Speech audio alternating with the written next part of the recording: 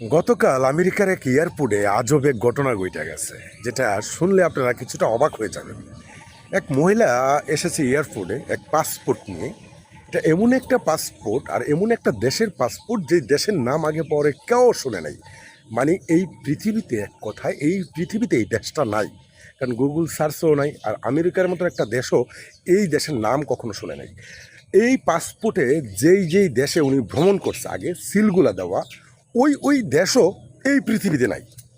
আপনারা কি বুঝতে পারতেছেন? মানে এই মহিলা আগে যেই দেশে গেছে এই পাসপোর্ট ব্যবহার কইরা, ওই দেশগুলো কিন্তু এই বিশ্বে নাই, মানে আমাদের এই দুনিয়াতে নাই।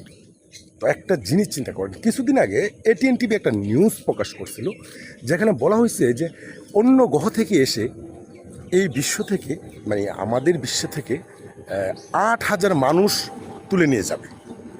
কথাটা বুঝেন একবার ভাই, এটা বেশি দিন আগের কথা না, এক বিজ্ঞানী বলেছিল, ওইটাই নিউজ আগে আপলোড করা হয়েছিল। তো আমার কথা হলো ভাই, কেমন জানি মিলে যাচ্ছে না।